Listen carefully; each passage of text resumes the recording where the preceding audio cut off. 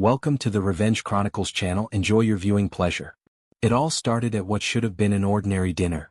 Sarah and I were invited to one of those reunion dinners with her old college friends. She had been excited about it for weeks, talking nonstop about how it would be nice to catch up after so many years. I didn't think much of it. We'd been married for 20 years, high school sweethearts. She was my everything and I thought I was hers. The evening started off fine. Everyone was laughing, swapping stories and reminiscing about their wild college days. I wasn't exactly part of that world since Sarah and I did long distance during her college years, but I enjoyed hearing about how she thrived. That's when her old roommate Megan made a comment that felt off. "Oh, Sarah, remember that crazy spring break trip? You had everyone wrapped around your finger?" Megan laughed, looking at Sarah with a sly grin. Sarah's face froze for just a second, then she quickly laughed it off. "Oh, Megan, you always exaggerate," she said, glancing at me nervously. I brushed it off at first, but the way Sarah avoided my eyes made something stir in my gut. I didn't say anything until we got home.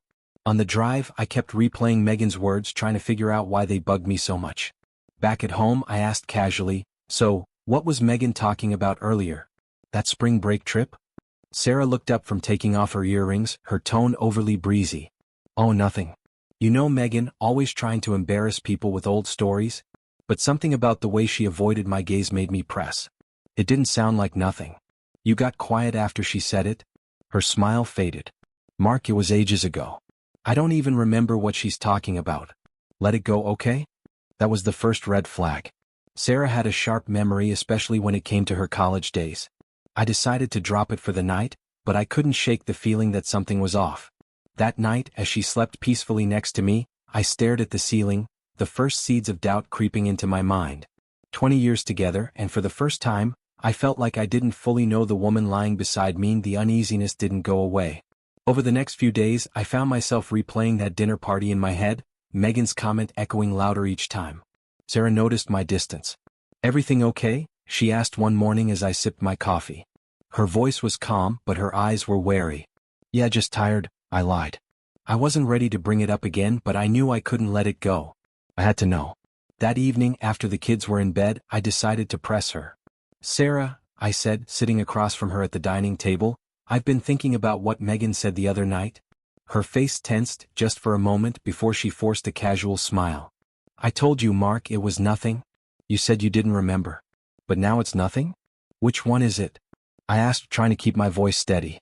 She sighed, clearly annoyed. "Mark, I don't understand why you're fixating on this. It was decades ago. We were young and stupid. Everyone did dumb things in college." Her words hung in the air like a challenge. "What kind of dumb things, Sarah?" I asked, leaning forward. She rolled her eyes. "I don't even know what you're fishing for. It's ancient history. It doesn't matter anymore." "It matters to me," I said firmly. "We were together, Sarah. Even if it was long distance, I deserve to know if something happened." Her defensive posture crumbled slightly, and for the first time she looked unsure. "Mark, you're overthinking this. There's nothing to tell. Can we just drop it?" But I couldn't. Not after seeing that flicker of doubt on her face. It wasn't just Megan's comment anymore, it was Sarah's reaction. I didn't press further that night, but I made a decision. I needed answers one way or another. The next morning, I texted Megan, asking if we could meet for coffee. It felt wrong going behind Sarah's back, but if she wasn't going to be honest, I had to find another way. Meeting Megan felt like crossing a line, but I couldn't shake the feeling that she had been holding back at the dinner party. When I texted her, she was quick to agree to coffee. Maybe too quick. We met at a small cafe downtown, far from our neighborhood. Megan greeted me with a friendly smile, but I could see the curiosity in her eyes. She didn't ask why I wanted to meet, maybe she already knew. "So how's Sarah?" she started, stirring her coffee. "She's fine," I said. "Listen, Megan, I wanted to talk to you about the other night." Her hand paused mid-stir, her eyes narrowing slightly. "Oh? What about it?" "The comment you made, about that spring break trip. It's been bugging me," I admitted. "You said Sarah had everyone wrapped around her finger. What did you mean by that?" Megan laughed nervously. "Oh, Mark, it was just a joke. You know, Sarah was always the life of the party back then." "Come on, Megan," I pressed, lowering my voice. "I need to know. Was there something going on during those college years? Sarah's been acting strange since that night." Megan looked uncomfortable, glancing around the cafe like she was searching for an escape route. Mark, I really think you should ask Sarah about this. I did, I said firmly. She brushed me off. But you brought it up, Megan. If there's something I need to know, just tell me. She hesitated, her fingers gripping her coffee cup tightly. Look, I don't want to cause trouble, but college was complicated for Sarah. She was dealing with a lot, being in a long-distance relationship and all. What does that mean, Megan? Stop dancing around it? Megan sighed, her expression torn. Fine. She hooked up with some guys during college, okay? It wasn't like she was trying to hurt you. It was messy. She was young and I felt like I had been punched in the stomach. What do you mean, some guys? Oh, how many? I don't know, Mark, Megan said quickly, her voice almost apologetic. I wasn't keeping track. But it was during your long-distance phase. I figured you two were on a break or something. We weren't on a break, I said through clenched teeth. My chest felt tight, my pulse pounding in my ears. Did she tell you this? Megan hesitated again. Not exactly. But there were rumors and she didn't deny them. I thought you knew. I thought you guys worked through it. I stood up abruptly, the chair scraping against the floor. Megan flinched at the sound. Thanks for the coffee, I muttered, leaving before I lost my composure completely. Driving home, my hands gripped the steering wheel so tightly that my knuckles turned white. The weight of Megan's words pressed down on me, suffocating and relentless.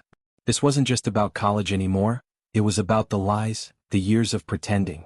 Sarah had hidden this from me for 2 decades. And I needed to hear it from her. I barely made it through the door before the words started spilling out. Sarah was in the kitchen, scrolling on her phone, her face lighting up briefly when she saw me. That look of warmth only made me angrier. We need to talk, I said, my voice sharp enough to cut glass. Her smile faltered. Mark, what's wrong? She asked, setting her phone down. She looked genuinely confused, which only made me feel sicker. Megan told me everything, I said, crossing my arms. You want to explain or should I fill in the gaps? Her face paled instantly. What are you talking about? Don't play dumb, Sarah, I snapped. She told me about college. The hookups. The guys. The ones you said were just friends. Her hand went to her mouth and for a moment I thought she might cry. Instead she took a deep breath, her face hardening. I don't believe this, she muttered. Why are you talking to Megan behind my back? Because you won't tell me the truth? I shouted.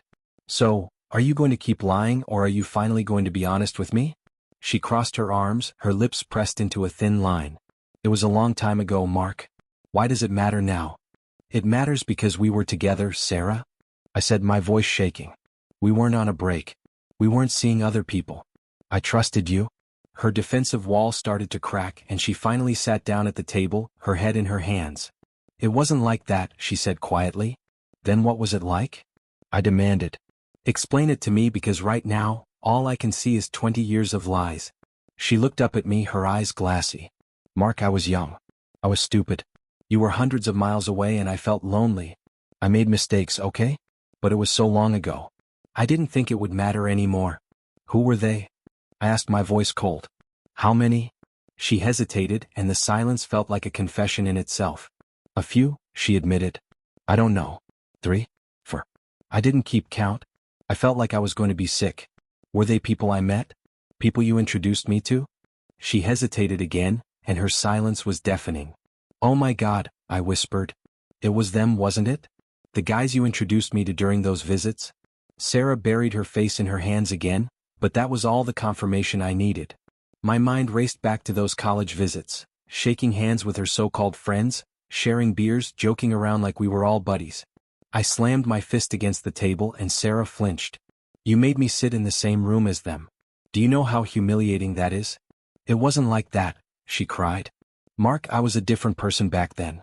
I didn't know what I wanted. You knew enough to keep it from me, I said bitterly. And to lie about it for 20 years. She tried to reach for my hand but I pulled away. I'm sorry, she whispered. I never wanted to hurt you. Well, you did, I said, my voice hollow. And I don't think I can forgive this. Her eyes widened in panic. Mark, please. Don't do this. Don't throw away everything we've built over mistakes I made before we even got married. Mistakes? I repeated, my voice cold. These weren't just mistakes, Sarah. This was betrayal. And you've been lying about it for decades. How am I supposed to trust you after this? That night, I packed a bag and stayed at a hotel. Sarah begged me not to leave, but I couldn't even look at her. The memories of our life together felt tainted, Like every happy moment had been built on a lie. For the first time in 20 years, I didn't feel like Sarah's husband. I felt like her fool. The hotel room was small, cold, and lifeless, but it was better than being at home. At least here I didn't have to look at Sarah. I stared at my phone for hours, ignoring the dozens of messages and missed calls from her. Each one ranged from desperate apologies to frustrated accusations. By morning I had barely slept. My mind was running circles around the same questions. How long had I been living a lie? Was everything in our marriage just a cover for her guilt? And why didn't I see this coming? When I finally turned my phone back on, the first message that caught my attention wasn't from Sarah. It was from her mother. "Mark, please call me when you can. Sarah told me what happened. We need to talk." I hesitated.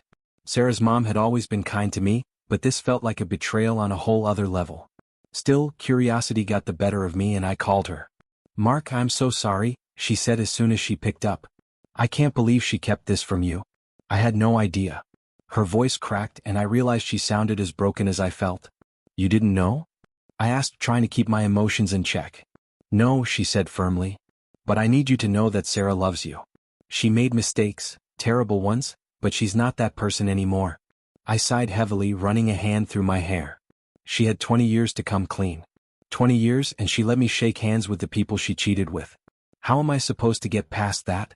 There was silence on the other end before her mother spoke again, quieter this time. "You're right, Mark. She should have told you. But if you can find it in your heart to forgive her, maybe you can rebuild. Think about the life you've built together, the kids, the memories." Her words stung because they were true. Despite everything, we had built a life. But now, every piece of it felt tainted. "I don't know if I can," I admitted. "I don't even know who she is anymore." Her mother's voice softened.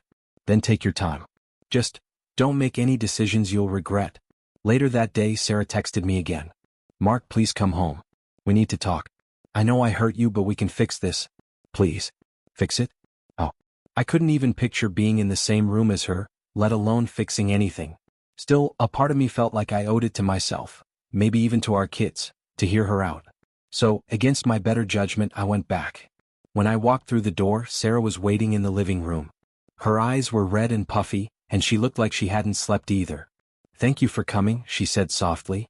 "Don't thank me yet," I replied, dropping my bag by the door. "Say what you need to say." She nodded, taking a deep breath.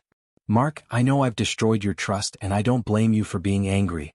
But I swear, everything I've done since we got married has been for us. For our family. I never wanted to hurt you." I folded my arms, leaning against the wall. "And yet you lied. For decades. How does that fit into never wanting to hurt me?" She flinched but pressed on. "I was scared. Scared that if I told you, you'd leave me. I didn't want to lose you." "You were scared?" I said bitterly. "And what about me? Did you think about how humiliating it would be for me to find out this way?" Tears streamed down her face. "I was selfish, Mark. I know that now. But please, don't throw everything away because of mistakes I made when I was a different person." I laughed bitterly, shaking my head. "A different person? You mean the same person who's been lying to me for 20 years? How am I supposed to believe anything you say now?" She reached for my hand, but I pulled away. "Mark, please. I'll do anything to make this right. Counseling, therapy, whatever it takes. Just don't leave." I stared at her, searching for some trace of the woman I thought I knew. But all I saw was someone I couldn't recognize anymore. "I need time," I said finally, my voice hollow. "And space. Don't push me, Sarah. Because right now, I don't even know if there's anything left to save." That night, I stayed in the guest room. Sarah didn't argue. The house felt like a tomb, silent, cold, and full of ghosts. As I lay in bed, staring at the ceiling, I realized this was just the beginning. The hard part was yet to come. The next morning, I stayed locked in the guest room, trying to wrap my head around everything. Sarah left me alone, which was a relief. But by mid-afternoon, I couldn't ignore the nagging feeling that there was still more she hadn't told me. Megan's words had hinted at more than just a casual mistake. So I decided to dig. I went through old photo albums, scrapbooks, and anything Sarah kept from her college years. She was meticulous about preserving memories, and I hoped I'd find something, anything, that might shed light on the past she had so carefully hidden. And I did. Tucked between the pages of a dusty old journal, I found a picture of Sarah and a man I recognized immediately. It was Kyle, one of her college friends she'd introduced me to during my visits. He was grinning, his arm casually slung around her shoulders. But it wasn't the photo itself that made my blood run cold, it was the note scrawled on the back in Sarah's handwriting. Spring break '03, the best week ever. Love you, Kay. That evening I confronted her. I walked into the living room where she was sitting with a glass of wine, staring blankly at the TV. She looked up when I entered, her face cautious. Who's Kyle? I asked, holding up the photo. Her eyes widened and the blood drained from her face. Mark, where did you find that? Answer the question, I said, my voice low and steady. She swallowed hard, setting her glass down. Kyle was a friend. From college? Don't lie to me, Sarah, I snapped, stepping closer. What was he to you?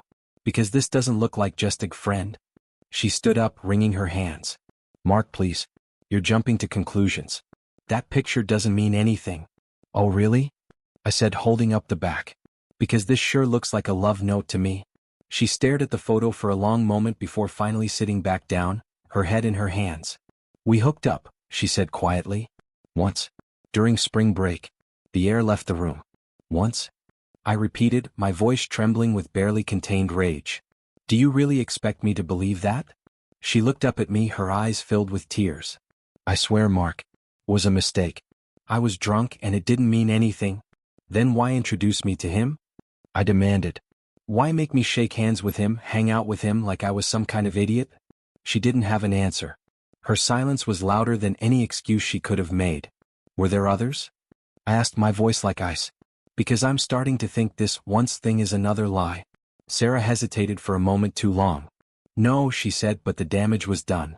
Her hesitation said everything. I stormed out of the house and drove aimlessly for hours, trying to process the avalanche of betrayal. The photo, the lies, the way she had so casually let me believe we had something real. It was all too much. By the time I returned, Sarah was waiting for me in the living room, her eyes puffy and red. Mark, I'll do whatever it takes, she said as I walked past her. Please, let's try to fix this. I stopped at the base of the stairs, my back to her. I'll tell you this once, Sarah. If there's anything else you're hiding, anything, tell me now. Because if I find out later, I'm gone. No second chances. She didn't say a word. I went upstairs, knowing full well I wasn't done uncovering the truth the next day. I couldn't stop thinking about Kyle, and what else Sarah might be hiding. The way she hesitated when I asked about others made my gut churn. I knew her too well to believe that was the full story. I couldn't sit around waiting for her to come clean. If I wanted the truth, I had to find it myself. I started with social media. Most of Sarah's college friends were still connected with her online, including Kyle. His profile was public, and a quick scroll through his photos showed a lot of group shots from their college days. But one post in particular made my blood boil. It was an old photo, one I hadn't seen before. Sarah, Kyle, and another guy I vaguely recognized were at some kind of beach party.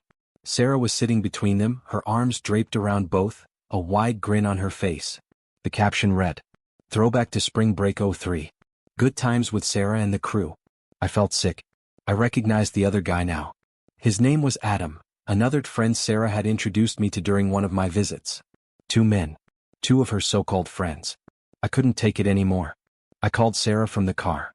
"Mark," she answered, her voice cautious. "We need to talk." Now, I said. When I got home, she was already waiting in the living room. I didn't waste time. I showed her the photo on my phone. "What about Adam?" I asked coldly. Her eyes darted to the screen, then back to me. "What are you talking about?" "Don't lie to me, Sarah," I snapped. "Did you sleep with him too?" Her face crumpled and she started crying. "Mark, please stop digging into this. It doesn't matter anymore. It matters to me," I yelled. "Did you sleep with him?" She nodded, tears streaming down her face. "Yes. It was just once." "Save it," I interrupted, throwing my hands in the air. "Was it just once with Kyle too? Or was that a lie too?" Sarah didn't answer, but the guilt on her face was all I needed to see. I felt like the ground was crumbling beneath me. "How many, Sarah?" I asked, my voice trembling. "How many of your friends did you sleep with while we were together?" Her sobs grew louder, but she still wouldn't answer. "That's what I thought," I said bitterly, turning to leave the room. "Mark, please," she cried, grabbing my arm. I was young and stupid. I didn't know how to handle being in a long-distance relationship. I was scared of losing you, so I didn't tell you. But it didn't mean anything. None of them meant anything. I yanked my arm away. "You don't get to decide what meant something, Sarah. You had 20 years to tell me the truth and instead you lied. You made me look like a fool, introducing me to these guys like everything was normal. Do you know how humiliating that is? I was trying to move on, she whispered. I thought if I could just focus on us it wouldn't matter. But it does matter, I said coldly. And you didn't just hurt me, you made a mockery of our marriage. That night I stayed in the guest room again but sleep wouldn't come. My mind kept spinning, replaying every moment I'd spent with hurt friends, every joke and handshake, every time she looked at me like I was the only one who mattered. It was all a lie. And now I had to decide if I could keep living in this sham, or if it was time to let go. The next morning, Sarah knocked softly on the guest room door. I didn't answer but she came in anyway, her face pale and drawn. Mark, she started, her voice trembling. I know I've hurt you but I want to fix this. Please tell me how. I stared at her, exhausted. You want to fix this? Then tell me everything. Every name, every detail. No more lies. She froze, her eyes darting away. I've told you? No, you haven't, I cut her off. You're still hiding things. And if you can't be honest, there's no point in trying to fix anything. She hesitated, then nodded. Okay. I'll tell you everything. For the next hour, she confessed. Kyle, Adam, and 2 others whose names I barely remembered, guys she had called friends during our long-distance relationship.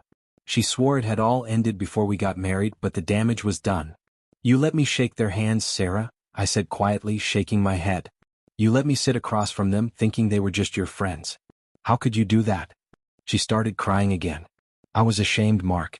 I didn't know how to tell you without losing you. I stood up, my chest tight. Well, you've lost me now. I left the house, needing air, needing space. For the first time, I felt certain. I couldn't stay in this marriage that I didn't come home until late that night, driving aimlessly around the city while trying to make sense of everything. When I finally walked in, the house was dark except for a light in the kitchen. Sarah was sitting at the table, her hands wrapped around a mug of tea that had probably gone cold hours ago. You were gone a long time, she said quietly. I needed to think, I replied, my voice flat. She didn't respond, just stared down at the table.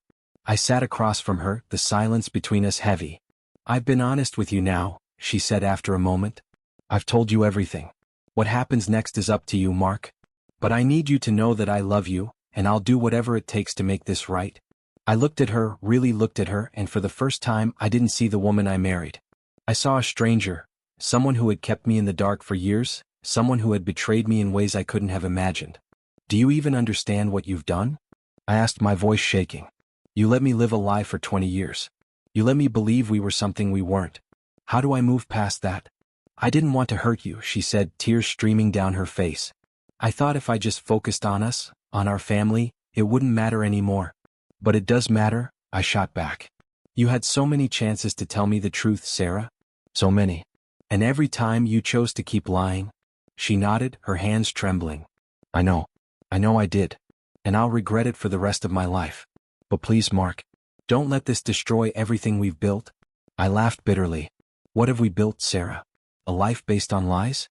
A marriage where I'm the only one who didn't know the truth? I don't even know who you are anymore. Her sobs filled the room, but I didn't feel the urge to comfort her. I couldn't. Not after everything. I need time, I said finally, standing up. Time to figure out what I want, what I can live with. Mark, please, she started, but I shook my head. I'm not making any promises, I said. I need to think. That night I stayed in the guest room again, but sleep wouldn't come. My mind was a storm of memories and questions. The happy moments of our marriage felt tainted now, like they were part of some elaborate performance. And I couldn't stop wondering, if she had lied about this, what else was she hiding? By morning I knew one thing for sure. I couldn't make any decisions without talking to someone I trusted. So I called my best friend Mike and asked if we could meet. Over coffee I laid everything out for him. The dinner party, Megan's comment, Sarah's confessions. It all came pouring out. Mike listened quietly, his face growing darker with every word. When I finally finished, he let out a long sigh. Man, I don't even know what to say, he admitted. That's a lot. You're telling me, I muttered, staring into my coffee cup. Do you still love her? He asked after a pause. I hesitated. I don't know. I thought I did. But now, I feel like I've been in love with an illusion. He nodded, rubbing the back of his neck. I get that. But, Mark, if you're even thinking about staying, you need to figure out if you can forgive her. Because if you can't, this is going to eat you alive. His words hit me like a punch to the gut. Forgiveness. The idea felt impossible. But so did the thought of walking away from everything we'd built together, our home, our kids, our shared life. I don't know if I can, I admitted. Not yet. Then take your time, Mike said. Don't let anyone rush you.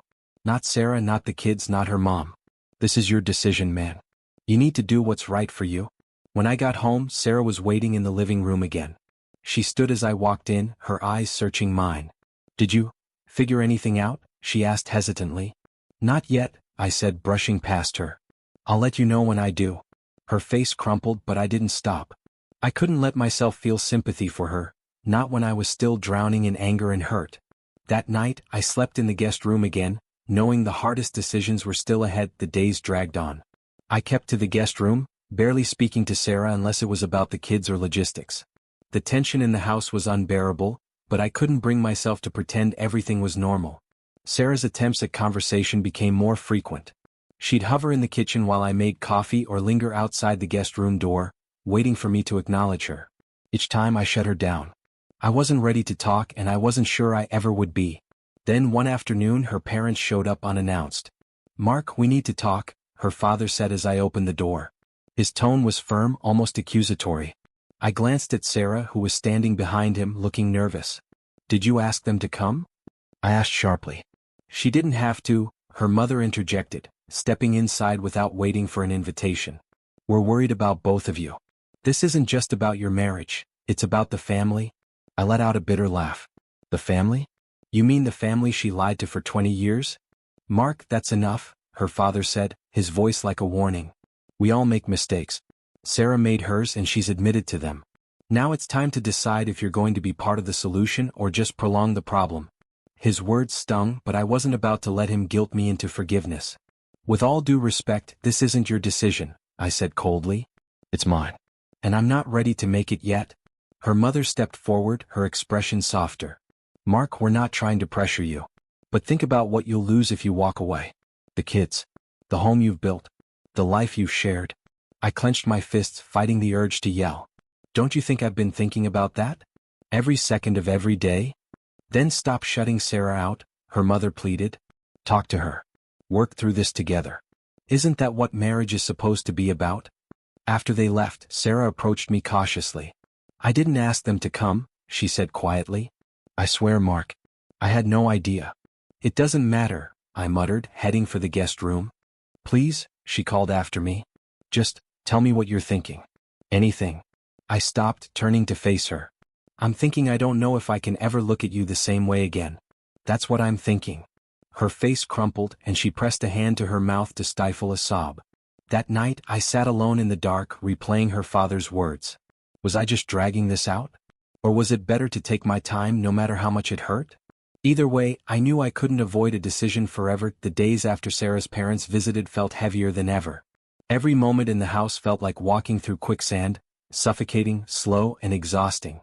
Sarah was trying in her own way. She made my favorite meals, left notes on the counter apologizing, and hovered close enough to show she cared but far enough not to push me. But nothing worked. Nothing could erase the image of Kyle, Adam, and the others. The men I had shaken hands with, laughed with, and unknowingly been made a fool by. I kept replaying every interaction I'd had with them, every time Sarah had looked me in the eyes and told me she loved me. I felt like a stranger in my own marriage, in my own home. Then one evening, everything boiled over. I had just finished putting our youngest to bed when I walked downstairs and found Sarah sitting at the dining table, a photo album spread out in front of her. She was flipping through pages slowly, her face streaked with tears. Mark, she said softly when she noticed me. Can we please talk? Really talk this time? I stood at the doorway, arms crossed. What is there left to say, Sarah? You said it all. You lied, you cheated, and you kept me in the dark for 2 decades. What else could there possibly be? She closed the photo album and stared at me, her expression desperate. I'm trying, Mark. I'm trying so hard to fix this, but you won't let me. You won't even let me near you. Because I don't know if there's anything left to fix. I snapped. Every time I look at you, all I can see are the lies. Do you have any idea what that feels like? Her voice rose, her usual calm cracking. Yes, Mark. I do. I've been living with this guilt for 20 years. Every smile, every kiss, every happy moment we shared, I carried this weight, terrified it would come crashing down and destroy everything. And now it has. For a moment, neither of us said anything. The silence was loud, filled with anger, regret, and years of unspoken truths. "Do you want to know the worst part, Sarah?" I said quietly, stepping closer. "You didn't just betray me back then. You've been betraying me every single day since by pretending it never happened." She flinched, tears welling in her eyes again. "I was scared, Mark. Scared of losing you. Scared of losing this life we built together. But I never stopped loving you." "Loving me?" I laughed bitterly. "You call that love? Do you even know what love is, Sarah? Because it sure as hell doesn't look like what you did." Sarah broke down, covering her face with her hands as her shoulders shook with silent sobs. For a moment I almost felt pity, but then the anger came rushing back. "I need space," I said finally. "Real space. I can't keep living like this. I can't keep looking at you and pretending like I'm okay." She lifted her tear-streaked face, panic flashing in her eyes. "What are you saying? Are you leaving?" "I don't know yet," I said honestly. "But I need time away from you to figure it out." That night I packed a suitcase. Sarah begged me to stay, clinging to my arm and sobbing as I walked out the door. "Mark, please," she cried. "Don't go. Please don't leave like this." But I couldn't stay. I got in my car and drove to a cheap motel on the other side of town. The room was small and musty, with peeling wallpaper and a flickering fluorescent light. But at least it was quiet. I sat on the edge of the bed, staring at the floor, trying to process the mess my life had become. The next morning I called Mike again. "I left, man," I said, my voice hoarse from lack of sleep. "Good," he replied after a moment. "You needed to get out of that house. Have you decided what you're going to do next?" "No," I admitted. "Part of me wants to try and forgive her, but I don't know if I can. I don't know if I'll ever be able to look at her without seeing all of it, the lies, the other men, the humiliation." "Then take your time," Mike said. "You don't owe her anything right now. You owe yourself peace of mind." For the next week I stayed at the motel. Sarah texted me constantly, long, heartfelt apologies, desperate pleas, and promises to do anything to fix our marriage. I ignored most of them. But then came a message that caught me off guard. "Mark, the kids are asking about you. They're starting to notice something's wrong. Please, if you can't talk to me, at least talk to them." My heart sank. In all my anger and grief, I'd been so focused on Sarah and her betrayal that I hadn't considered how this was affecting our kids. They deserved better than this. I went back to the house the next day, not to see Sarah but to see my kids. When I walked through the door, their faces lit up and they ran to me, hugging me tightly. "Daddy. You're home," our youngest said, her voice muffled against my chest. I felt tears sting my eyes as I held them close. Sarah was standing in the hallway, watching us with silent tears rolling down her cheeks. "I'll be upstairs," she said softly, giving us space. That night I stayed in the guest room again. The kids were happy to have me home, and for a few hours things almost felt normal. But when the house grew quiet and I was alone with my thoughts, the weight of everything came crashing down again. Sarah was trying, I could see that. But was it enough? Could it ever be enough? I didn't have an answer. But I knew one thing for certain: I couldn't stay in this limbo forever. A decision was coming. And it would change everything. The morning after I returned home, I woke up in the guest room to the sound of quiet laughter coming from downstairs. The kids. For a split second, it felt like any other morning, like the life I had known before the truth shattered it. But then reality crashed back in. I was still in the guest room. Sarah was still downstairs, and the weight of everything still sat heavy on my chest. I forced myself to get up and went down to join the kids for breakfast. Sarah was at the stove, flipping pancakes. She looked up when I entered, her face carefully neutral. "Good morning," she said softly. I nodded but didn't respond. The kids were too happy to notice the tension as they chattered about their plans for the day. I focused on them, trying to smile and laugh along, but Sarah's presence across the table felt suffocating. When breakfast was over, Sarah spoke quietly while the kids ran into the living room. "Mark, thank you for coming back. Even if it's just for them." I didn't answer. I just walked away. That afternoon I took the kids out to the park. We played soccer, ate ice cream, and for a few hours I felt like a normal dad again. But every time I saw a happy couple walking by, holding hands or laughing together, a bitter knot twisted in my stomach. When we got home, Sarah was waiting. "Can we talk tonight? After the kids are asleep?" she asked hesitantly. I sighed, feeling the exhaustion of carrying so much anger. "Fine. Tonight." The kids were asleep, and I found Sarah sitting on the couch, a blanket wrapped around her shoulders. She looked small, fragile, so different from the confident, vibrant woman I'd married. "Thank you for giving me this time," she said softly as I sat across from her. Say what you need to say, Sarah, I replied, keeping my voice level. She took a deep breath, her voice trembling as she spoke. I know you might never forgive me, Mark. And I know I have no right to ask you to. But I love you. I've always loved you. I was young, scared, and stupid back then. And I've spent every day of our marriage trying to be the wife you deserve, trying to make up for what I did. Her words hung in the air and I felt something crack inside me, not forgiveness, not yet, but something softer. I believe you regret it, I said finally. But regret doesn't undo what you did. It doesn't erase the years of lies. And it doesn't make it easier for me to look at you and not see them. The men, the betrayal. She nodded, her face crumpling again. I know. But I'm not giving up on us, Mark. Even if you hate me, even if you leave me, I'm not giving up. I stood up, running a hand through my hair. I don't hate you, Sarah. I wish I did, it would make this easier. But I don't. I don't know if I can ever trust you again. Her sobs followed me as I walked back to the guest room and shut the door. The following days were quieter. Sarah gave me space and I spent most of my time with the kids. They were the only thing keeping me tethered to the house. One evening, after the kids were asleep, I sat alone in the backyard with a beer in my hand. The night was quiet, the stars bright above me. Mike's words echoed in my mind, if you can't forgive her, this will eat you alive. But how do you forgive someone who's made a fool out of you for 20 years? How do you rebuild a marriage that feels like it was built on quicksand? I didn't have an answer. But I knew one thing, I couldn't keep living in limbo. I needed to make a choice, stay and try to rebuild or walk away and start over. Neither option felt right. Neither option felt fair. But I couldn't stay in this endless loop of anger and grief. A decision had to be made. And soon the days started blending together. An endless cycle of forced smiles with the kids, awkward silences with Sarah, and long nights staring at the ceiling of the guest room. I was still in the house, but I felt like a ghost haunting my own life.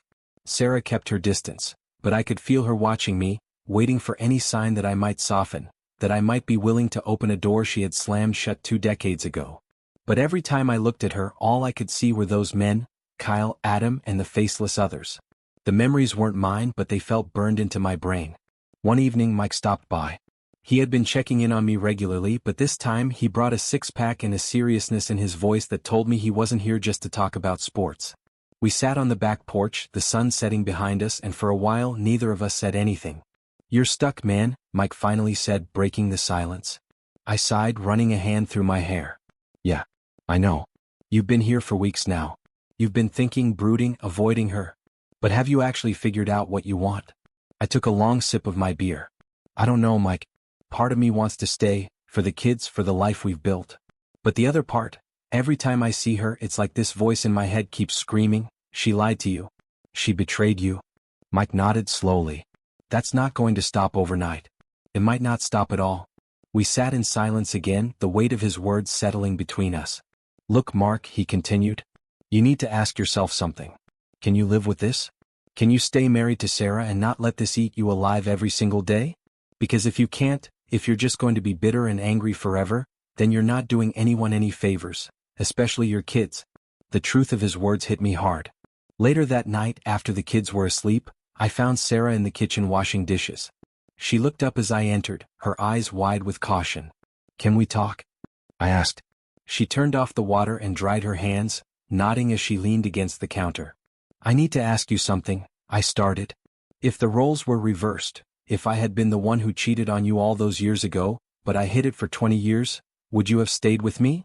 Her face paled and she hesitated before answering. I don't know, Mark. I want to say yes, but I don't know. I nodded slowly. That's what I thought. She took a step forward, her voice trembling.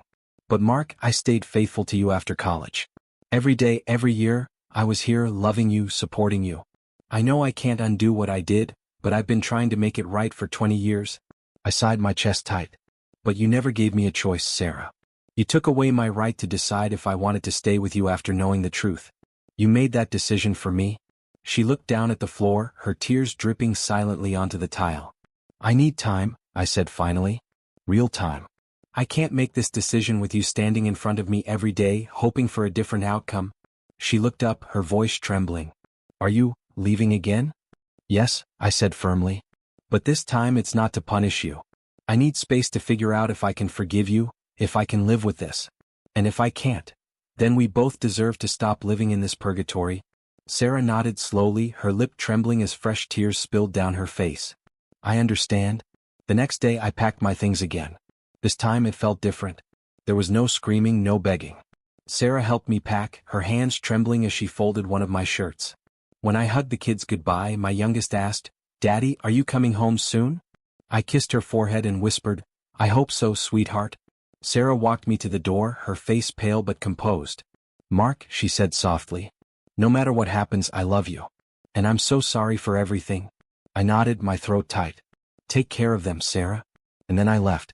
I rented a small apartment on the other side of town. It was sparsely furnished, but it was quiet. No pictures on the walls, no reminders of the life I had just walked away from. For the first time in weeks I felt like I could breathe. But the silence also gave my thoughts room to roam. Every memory of our marriage, every happy moment, every fight, it all played on a loop in my head. And one question kept coming back to me: was our marriage worth saving? I didn't have the answer yet. But for the first time in a long time, I felt like I was starting to ask the right questions. The apartment was eerily quiet. At first, the stillness was comforting, a sharp contrast to the tense, heavy atmosphere at home. But as the hours turned into days, the silence started to feel oppressive. My thoughts had too much room to echo, and no matter what I did, I couldn't escape the memories of what Sarah had done, or the life I had left behind. I spent most of my time at work, taking on extra hours and projects just to keep myself busy. When I wasn't working, I walked aimlessly around the neighborhood or sat in the apartment staring at the walls. I hadn't told many people about the separation, just Mike and a few close friends. Most of them didn't know what to say, and honestly, I didn't want their advice. This was my mess to figure out. After a week of silence, Sarah sent me a text. "Mark, I'm not trying to pressure you, but the kids miss you. Can you come by and see them?" My chest tightened as I read her message. Of course the kids missed me. I missed them too, every laugh, every bedtime story, every chaotic breakfast before school. They were the only part of my life that still felt pure, untainted by everything that had happened. I texted her back. "I'll come by tomorrow evening." When I arrived at the house the next day, the kids ran to me like nothing had changed. Their hugs were tight, their laughter bright, and for a moment, it felt like I hadn't left at all. Sarah stayed in the background, giving me space. She had clearly been crying, her eyes were puffy and her face was pale, but she didn't say anything beyond a quiet, "Thank you for coming." I spent the evening with the kids, helping them with homework and reading them bedtime stories. When they were asleep, Sarah and I ended up in the kitchen together. "Do you want coffee?" she asked hesitantly. I nodded. "Sure." We sat across from each other at the table, the tension between us almost unbearable. "How are you?" she asked after a long silence. "I'm getting by," I said honestly. "How about you?" She shrugged, her hands wrapped around her coffee cup. "The kids keep me going. But it's hard, Mark. Not having you here, it's hard." I didn't respond. What could I say? That it was hard for me too? That I missed her, even though I didn't know if I could ever forgive her? "Have you thought about what you want to do?" she asked cautiously. "I've thought about nothing else," I said. "But I don't have an answer yet." She nodded, her eyes filling with tears. "I understand." The visits became a regular thing. Twice a week I'd come by to see the kids. Sometimes Sarah and I would exchange a few words. Other times we'd sit in silence while I helped with bedtime routines. Each visit felt like walking a tightrope. On one side was the family we had built together, the life we had shared. On the other was the betrayal that had shattered it. One evening, after the kids were asleep, Sarah handed me a letter. "What's this?" I asked, looking at the envelope. "It's everything I've wanted to say but haven't been able to," she said quietly. "Please read it when you're ready." I took the letter home that night but didn't open it right away. It sat on the kitchen counter for days, taunting me. Finally, one sleepless night, I opened it. "Dear Mark, I don't even know where to start. I'm sorry doesn't feel like enough, but I'll say it anyway. I'm sorry. For everything. For the lies, for the betrayal, for the pain I've caused you. I've spent the last 20 years trying to bury the mistakes I made, but now I see that burying them only made things worse. I wish I could go back and undo it all. I wish I could be the person you deserved from the start. But I can't. All I can do now is be honest and hope that someday you'll believe me when I say that I love you. Mark, you are the best thing that's ever happened to me. You've been my rock, my partner, my everything. I know I don't deserve your forgiveness, but I hope you can find it in your heart to try. Not just for me but for the life we've built together, the family we've built. Whatever you decide, I'll accept it.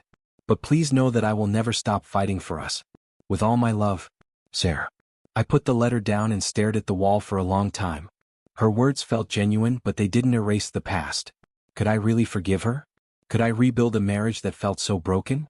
For the first time, I let myself cry.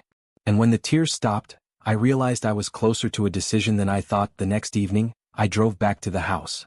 My stomach was in knots, my hands trembling slightly on the steering wheel. I knew what I had to say, and it felt like the hardest thing I'd ever done. Sarah opened the door when I knocked.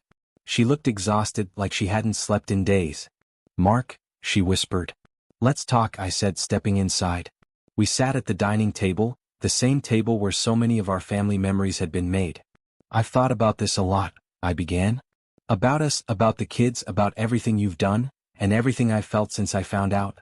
Sarah nodded, her hands trembling as she clasped them together. "I can't forget what happened, Sarah.